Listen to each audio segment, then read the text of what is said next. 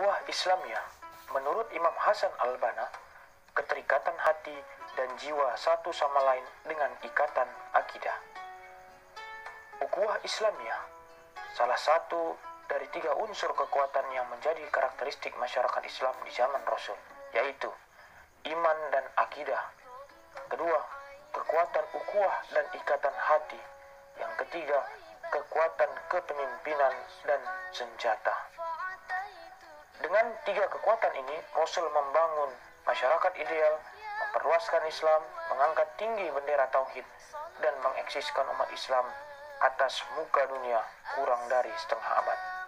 Sekarang ini, kita berusaha memperbaharui ukhuwah, karena ukhuwah memiliki pengaruh kuat dan aktif dalam proses mengembalikan kejayaan Islam.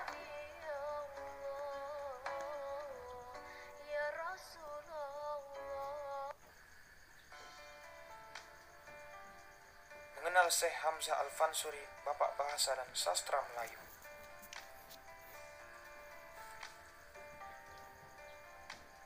Beliau berasal dari Barus.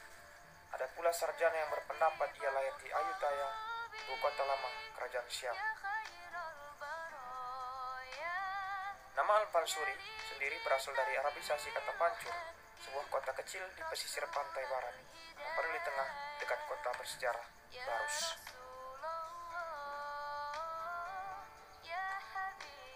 Dalam zaman kerajaan Aceh Darussalam, Kampung Fansur itu terkenal sebagai pusat pendidikan Islam di bagian Aceh Selatan. Hamzah Al-Fansuri lama berdiam di Aceh. Ia terkenal sebagai penganut aliran Wahdatul Wujud.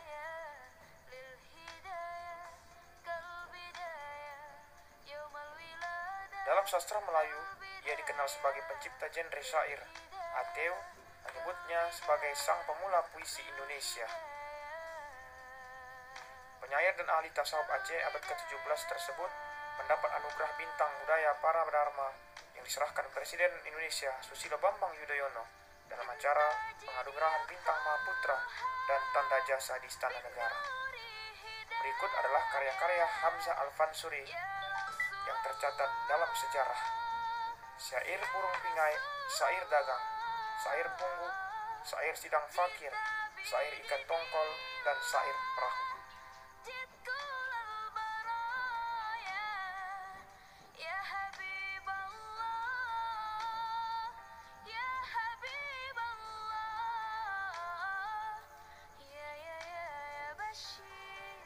Saya berdiam di rumah Cokro Aminoto, cerita Bung Karno. Saya telah terpukau dengan Kiai Haji Ahmad Dahlan. Bung Karno bahkan menjadi anggota Muhammadiyah dan pernah menyatakan keinginan dikubur dengan membawa nama Muhammadiyah atas kain kafan. Kiai Haji Ahmad Dahlan lahir di Kauman, Yogyakarta, 1 Agustus 1868, wafat tanggal 23 Februari 1923, tepat berumur 54 tahun. Pemakamannya di Karangkajen, Yogyakarta. Beliau adalah seorang pahlawan nasional Indonesia yang juga pendiri organisasi Islam Muhammadiyah. Beliau merupakan putra dari keluarga besar Kiai Haji Abu Bakar. Kiai Haji Abu Bakar sendiri adalah seorang ulama dan khatib terkemuka di Masjid Besar Kesultanan Yogyakarta. Ibunda dari Kiai Haji Ahmad Dahlan adalah putri dari Haji Ibrahim yang juga merupakan pejabat penghulu Kesultanan Ngayogyakarta Hadiningrat pada masa itu. Kiai Haji Ahmad Dahlan di samping aktif dalam menggulirkan gagasan tentang gerakan dakwah Muhammadiyah, Kiai Ahmad Dahlan juga dikenal sebagai seorang wirausahawan yang cukup berhasil. Beliau berdagang batik yang juga merupakan profesi wira swasta yang cukup menggejala di masyarakat pada waktu itu. Sebagai seorang yang aktif dalam kegiatan masyarakat dan mempunyai gagasan-gagasan cemerlang akan Islam, Kiai Ahmad Dahlan juga dengan mudah diterima dan dihormati di tengah kalangan masyarakat, sehingga juga ia dengan cepat mendapatkan tempat di organisasi Jamiyatul Khair, Budi Utomo, Sarekat Islam, dan Komite Pembela Kanjeng Nabi Muhammad SAW.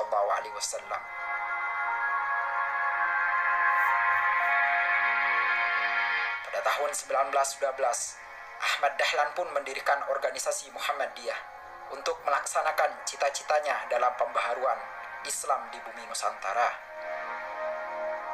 Kiai Haji Ahmad Dahlan ingin mengadakan suatu pembaharuan dalam cara berpikir dan beramal menurut tuntunan agama Islam. Ia ingin mengajak umat Islam Indonesia untuk kembali hidup menurut tuntunan Al-Quran dan Sunnah. Perkumpulan ini berdiri bertepatan pada tanggal 18 November 1912. Dan sejak awal, Kiai Haji Ahmad Dahlan telah menetapkan bahwa Muhammadiyah bukan organisasi politik, tetapi bersifat sosial dan gerakan di bidang pendidikan. Gagasan pendirian Muhammadiyah oleh Kiai Ahmad Dahlan mendapatkan resistensi yang sangat luar biasa, baik dari keluarga maupun dari masyarakat sekitarnya. Berbagai fitnahan, tuduhan, dan hasutan datang bertubi-tubi kepadanya.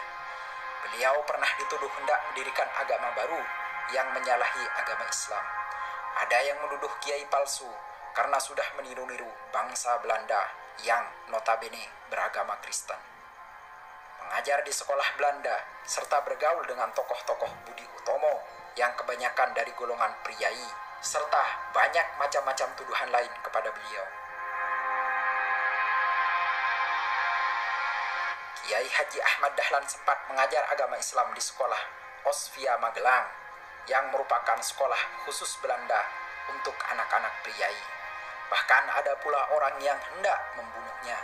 Namun, beliau tetap berteguh hati untuk menjalankan cita-citanya tersebut dan terus berjuang untuk pembaharuan Islam di tanah air.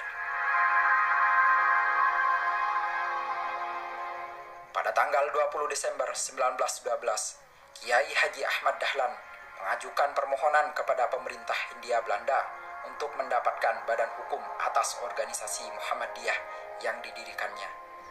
Permohonan tersebut baru dikabulkan pada tahun 1914 dengan surat ketetapan pemerintah nomor 81 tanggal 22 Agustus 1914. Izin itu hanya berlaku untuk daerah Yogyakarta dan organisasi ini hanya boleh bergerak di daerah Yogyakarta saja. Tak selang beberapa lama, pemerintah Hindia Belanda pun timbul kekhawatiran akan perkembangan organisasi ini. Maka dari itu, kegiatan dibatasi. Meskipun pergerakan Muhammadiyah dibatasi, tetapi di daerah-daerah lain seperti Serandakan, Wonogiri, Imogiri, dan lain-lain telah berdiri cabang Muhammadiyah. Hal ini jelas bertentangan dengan keinginan pemerintah Hindia Belanda. Untuk mengatasinya, maka Kiai Haji Ahmad Dahlan menyiasatinya dengan menganjurkan agar cabang Muhammadiyah di luar Yogyakarta memakai nama lain. Misalnya, Nurul Islam di Pekalongan, Al-Munir di Ujung Pandang, Ahmadiyah di Garut. Sedangkan di Solo berdiri perkumpulan Sidik Amanah Tablik Fatonah yang mendapatkan pimpinan langsung dari cabang Muhammadiyah Yogyakarta. Bahkan dalam kota Yogyakarta sendiri, beliau menganjurkan adanya jamaah dan perkumpulan untuk mengadakan pengajian serta menjalankan kegiatan-kegiatan Islam lainnya. Berbagai perkumpulan dan jamaah yang mendapatkan bimbingan dari Muhammadiyah diantaranya ialah Ikhwanul Muslimin, Taqimuddin, Cahaya Muda, Hambudi Suci, Hayatul Qulub, Pria Utama, Dewan Islam, Taharatul Qulub, Taharatul Aba, Ta'awanul Alal Birri, Ta'ruf Bima Kanu Wal Fajri, Wal Asri, Jam'iyatul Muslimin, dan Syahratul Muqtadi. Kiai Haji Ahmad Dahlan juga bersahabat dan berdialog dengan tokoh agama lain seperti Pastor Van Lith pada tahun 1914 sampai 1918. Van Lith adalah pastor pertama yang diajak dialog oleh Kiai Haji Ahmad Dahlan. Pastor Van Lith sendiri tinggal di Muntilan yang merupakan tokoh di kalangan keagamaan Katolik. Pada saat itu Kiai Haji Ahmad Dahlan tidak ragu-ragu masuk ke gereja dengan pakaian hajinya. Gagasan pembaharuan Muhammadiyah disebarluaskan oleh Kiai Haji Ahmad Dahlan dengan mengadakan tablik akbar ke berbagai kota. Di samping itu juga melalui relasi-relasi dagang yang dimilikinya, Gagasan ini ternyata mendapatkan sambutan yang sangat luar biasa dari masyarakat dari berbagai kota di Indonesia. Ulama-ulama dari seluruh Nusantara berdatangan kepada beliau untuk menyatakan dukungannya terhadap pendirian Muhammadiyah. Muhammadiyah makin lama makin berkembang hampir seluruh Indonesia. Oleh karena itu, pada tanggal 7 Mei 1921, Kiai Haji Ahmad Dahlan mengajukan permohonan kepada pemerintah Hindia Belanda untuk mendirikan cabang Muhammadiyah di seluruh Indonesia. Permohonan ini dikabulkan oleh pemerintah Hindia Belanda pada tanggal 2 September 1921.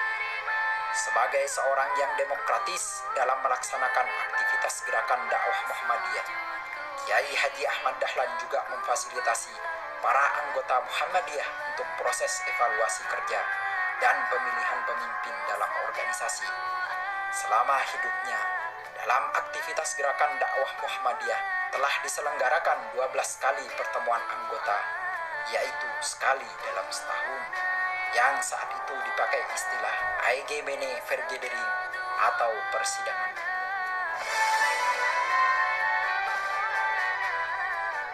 Kiai Haji Muhammad Hashim Asy'ari lahir di Jombang, Jawa Timur, tepatnya 14 Februari 1871 Masehi atau 24 Dzulqa'dah 1287 Hijriah. Beliau meninggal di Jombang, Jawa Timur 21 Juli 1947 atau 3 Ramadan 1366 Hijriah, tepat pada umur 76 tahun. Pemakamannya berada di Tebu Ireng, Jombang.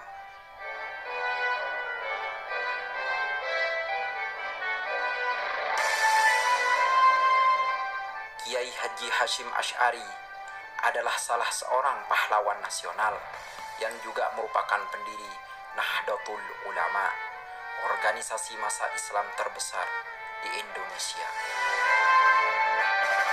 Di kalangan Nahdiyin dan ulama pesantren, beliau dijuluki dengan sebutan Hadratus Syekh yang berarti Maha Guru. Tahun 1926, Kiai Haji Hashim Asy'ari menjadi salah satu pemerakarsa berdirinya Nahdlatul Ulama yang berarti kebangkitan ulama.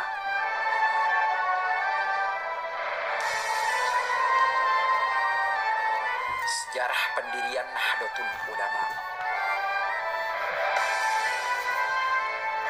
Akibat penjajahan dan kungkungan tradisi telah menggugah kesadaran kaum pelajar untuk memperjuangkan martabat bangsa ini melalui jalan pendidikan dan organisasi. Gerakan yang muncul pada tahun 1908 yang dikenal dengan kebangkitan nasional, semangat kebangkitan terus menyebar setelah rakyat pribumi sadar terhadap penderitaan dan ketertinggalannya dengan bangsa lain. Sebagai jawabannya, muncullah berbagai organisasi pendidikan dan pembebasan.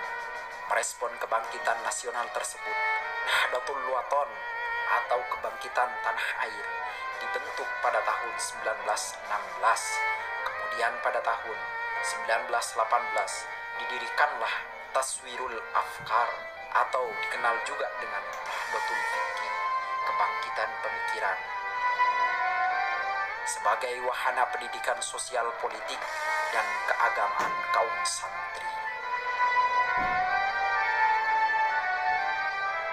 Dari situ kemudian didirikan juga Nahdlatul Tujjar yang merupakan pergerakan kaum saudagar. Sarekat itu dijadikan basis untuk memperbaiki perekonomian rakyat. Dengan adanya Nahdlatul Tujjar itu juga, maka Taswiratul Afkar selain tampil sebagai kelompok studi, juga menjadi lembaga pendidikan yang berkembang sangat pesat dan memiliki cabang di beberapa kota.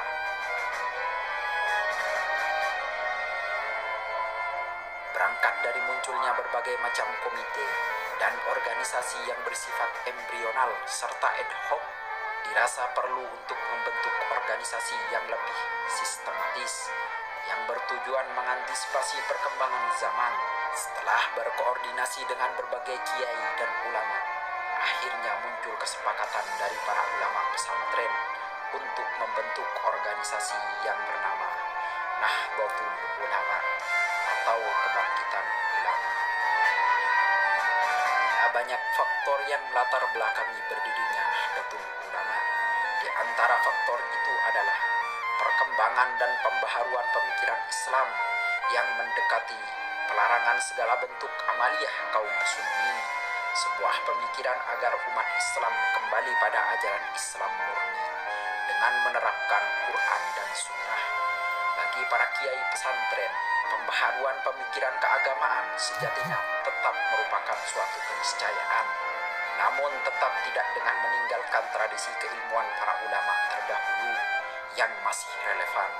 Untuk itu, Jam'iyah Nahdlatul Ulama mendesak untuk segera didirikannya organisasi tersebut. Menegaskan prinsip-prinsip dasar organisasi ini, maka Kiai Haji Hashim Asy'ari merumuskan kitab Kanun Asasi atau prinsip dasar. Kemudian juga merumuskan kitab I'tiqad Ahlus Sunnah wal Jamaah. Kedua kitab tersebut kemudian dijabarkan dalam Khittah Nahdlatul Ulama yang dijadikan sebagai dasar serta rujukan warga Nahdlatul Ulama dalam berpikir serta bertindak di bidang sosial, keagamaan, dan politik. Kiai Haji Hashim Asy'ari banyak membuat tulisan dan catatan. Sekian banyak dari pemikirannya, setidaknya ada 4 kitab karangannya dan menggambarkan pemikirannya. Berikut adalah karya-karya dari Kiai Haji Hashim Asy'ari. Yang pertama, Risalah Ahlus Sunnah wal Jamaah fi hadisil mautah wa asyiratis sa'ah wa baya mafhumis sunnah wal bid'ah. Paradigma Ahlus Sunnah wal Jamaah, pembahasan tentang orang-orang mati, tanda-tanda zaman, dan penjelasan tentang sunnah serta bid'ah. Yang kedua, Al-Nurul Mubi'in fi Mahabbati Sayyid Al-Mursalin, berarti cahaya yang terang tentang kecintaan pada utusan Tuhan Muhammad sallallahu alaihi wasallam. Yang ketiga, Adab Al-Alim wal Muta'allim fi ma yahtaju ilyah al-muta'allim fi ahwali ta'allumihi wa ma ta'allimihi. Etika pengajar dan pelajar dalam hal-hal yang perlu diperhatikan oleh pelajar selama belajar. Yang keempat, Al-Tibyan fi nahyi an muqatta'atil arham wal aqarib wal ikhwan, penjelasan tentang larangan memutus tali silaturahmi, tali persaudaraan, dan tali persahabatan. Yang kelima, Muqaddimah Al-Qunun Al-Asasi li Jam'iyah Nahdlatul Ulama. Dari kitab ini, para pembaca akan mendapatkan gambaran bagaimana pemikiran dasar Kiai Haji Hashim Asy'ari tentang Nahdlatul Ulama. Di dalamnya terdapat ayat dan hadis serta pesan penting yang menjadi landasan awal pendirian Jam'iyah Nahdlatul Ulama. Boleh dikata, kitab ini menjadi bacaan wajib bagi para pegiat Nahdlatul Ulama. Yang keenam, Risalah fi Ta'kid Al-Ahzi bi Mazhab Al-A'immah Al-Arba'ah, mengikuti manhaj para imam 4, yakni Imam Syafi'i, Imam Malik, Imam Abu Hanifah, dan Imam Ahmad bin Hanbal. Tentunya memiliki makna khusus sehingga akhirnya mengikuti jejak pendapat imam 4 tersebut dapat ditemukan jawabannya dalam kitab ini. 7. Mawaiz. Mawaiz sendiri adalah kitab yang bisa menjadi solusi cerdas bagi para pegiat di masyarakat. Saat Kongres Nahdlatul Ulama yang ke-11 tahun 1935 di Bandung, Kitab ini pernah diterbitkan secara massal. Demikian juga Profesor Buya Hamka menerjemahkan kitab ini untuk diterbitkan di majalah Panji Masyarakat, edisi 15 Agustus 1959. Yang kedelapan, arba'ina hadisan tata'allaku bi mahabbati jam'iyah Nahdlatul Ulama. Hidup ini tak akan lepas dari rintangan dan tantangan. Hanya pribadi yang tangguh serta memiliki sosok yang kukuh dalam memegang prinsiplah yang akan lurus sebagai pemenang. Kitab ini berisikan 40 hadis pilihan yang seharusnya menjadi pedoman bagi warga Nahdlatul Ulama.